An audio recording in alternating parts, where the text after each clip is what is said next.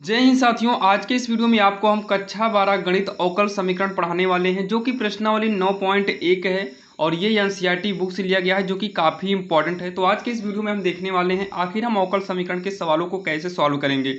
जैसे कि यहाँ पर दिया है 1 से 10 तक के प्रश्नों में प्रत्येक अवकल समीकरण की कोटि और घात को बतानी है। यानी कि जितने भी अवकल समीकरण लिखे हैं इसके प्रत्येक की घात और कोटि हमें बताना है। जैसे यहाँ डी की पावर 4y अपान में डी एक्स की पावर 4 प्लस में साइन y की पावर में कितना है 3 डैश, यानी कि इसका 3 बार अवकलन किया गया है। तो यहाँ पर पूछा है इसकी हमें घात और कोटि बताना है। तो ध्यान से सुनिएगा, सबसे पहले आता है कोटि। पहले हम क्या लिखें, कोटि बराबर, और दूसरा हम लिख लेते हैं घात बराबर। तो ध्यान से सुनिएगा, आखिर कोटि और घात है क्या। तो देखिए कोटि क्या है, किसी भी अवकल समीकरण का सबसे बड़ा अवकलन ही कोटि कहलाता है। जैसे यहाँ पर देखिए सबसे बड़ा अवकलन कितनी बार किया गया है, 4 बार, तो कोटि कितना हो गया, 4 हो गया। अब बात आती है घात क्या है। तो घात हमेशा याद रखिएगा, जो सबसे बड़ा अवकलन होगा, जैसे सबसे बड़ा अवकलन है तो आपको इसी की पावर हेरनी है, लेकिन आपको सबसे पहले ये देखना होगा कि जिसमें सबसे बड़ी पावर है उसी वाले समीकरण में क्या सभी रूल यूज किए गए हैं कि नहीं। जैसे सबसे पहले y आएगा, फिर y के बाद पहला अवकलन करेंगे तो y डैश आएगा, फिर अवकलन करेंगे y डबल डैश आएगा, फिर अवकलन करेंगे y ट्रिपल डैश आएगा, फिर करेंगे तो 4 डैश आएगा, 4 डैश आएगा। या फिर पहले y आएगा, फिर डी वाई बटे डी एक्स आएगा, उसके बाद क्या आएगा डी स्क्वायर वाई बटे डी एक्स स्क्वायर आएगा, फिर डी क्यूब वाई बटे डी एक्स क्यूब आएगा। ये सभी रूल होने चाहिए। तो यहाँ पर y यानी कि 3 बार अवकलन 4 बार दिया है, लेकिन 2 बार और 1 बार का अवकलन नहीं दिया है और y नहीं दिया है, इसका मतलब इसमें घात निकालना संभव नहीं है।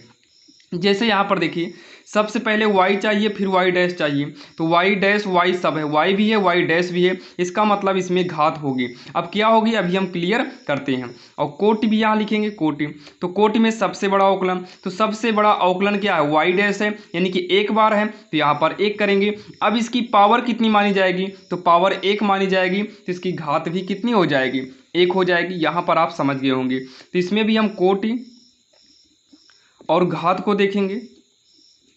तो इसमें देखिए सबसे बड़ा अवकलन कितनी बार है, 2 बार है, ये 1 ही बार अवकलन किया गया है, ये 2 बार है, तो यहाँ पर 2 कर देंगे। अब यहाँ पर देखिए यस भी है, पहली बार का भी अवकलन है और दूसरी बार का भी अवकलन है, इसका मतलब इसमें घात होगी। तो सबसे बड़ा क्या था, डी स्क्वायर यस, तो इसकी पावर में कितना मानेंगे 1, तो यहाँ पर घात कितना हो जाएगा, 1 हो जाएगा। वैसे इसमें भी जो है पहले कोटि लिख देते हैं, उसके बाद घात लिखेंगे। बोर्ड एग्जाम में ध्यान देना है 1 नंबर का आता है। तो देखिए इसमें जो है चौथे नंबर में तो सबसे बड़ी घात 2 है, तो यहाँ पर 2 कर देते हैं। कोटि में कोटि कितना होगा, सबसे बड़ा अवकलन 2 बार किया गया है। अब इसकी घात हेरेंगे तो डी वाई बटे डी एक्स, यानी कि पहला अवकलन, यहाँ पर दूसरा अवकलन है, लेकिन y नहीं है, इसका मतलब घात इसमें परिभाषित नहीं है, तो लिखेंगे घात। अच्छा यहाँ पर देखिए, यहाँ पर जो 0 लिखे थे, 0 नहीं, बल्कि यहाँ पर रहेगा परिभाषित नहीं है, तो घात में लिखेंगे परिभाषित नहीं है, परिभाषित नहीं, इसका मतलब इसकी घात नहीं ज्ञात की जा सकती है। तो यहाँ पर भी रहेगा घात परिभाषित नहीं है। अब 5वें में भी देखेंगे तो सबसे बड़ी घात कितना है, 2, तो यहाँ पर कर देंगे 2।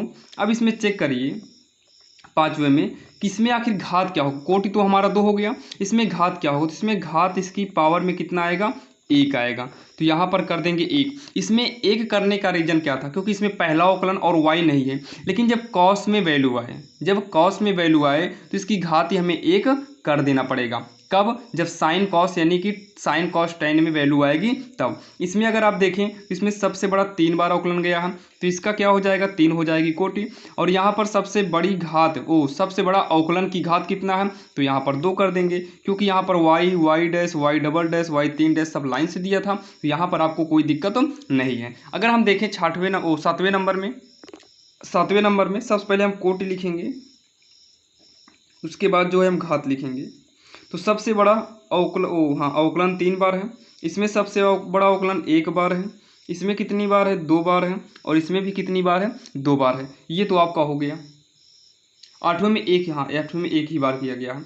अब उसमें घात हेरेंगे तो इसकी घात कितना माना जाएगा, 1। y डैश है तो इसकी पावर कितना मानेंगे, 1। इसमें Y dash Y double dash है, तो इसकी पावर कितना मानेंगे, कुछ नहीं है तो 1। इसमें कितना मानेंगे 1, यानी कि सबकी घात कितनी होगी, 1 होगी। कोटि कितना होगा, सबसे बड़ा अवकलन ही कोटि होता है। ये तो आपके समझ में आ ही गया होगा। अब यहाँ पर लास्ट में 2 बचा है, इसको भी देख लेते हैं। अवकल समीकरण की सवाल है, इसमें बोला है कि घात बताइए। तो सबसे बड़ा अवकलन कौन सा है, ये है, तो इसकी घात कितना है, 3, यानी कि ऑप्शन नंबर कौन सा सही होगा, ये वाला। लेकिन इसमें y वाला नहीं दिया है, ये साइन के कोणांक में दिया है और इसमें y वाला है नहीं। साइन के आप साइन वाला हटा दीजिए कुछ देर के लिए।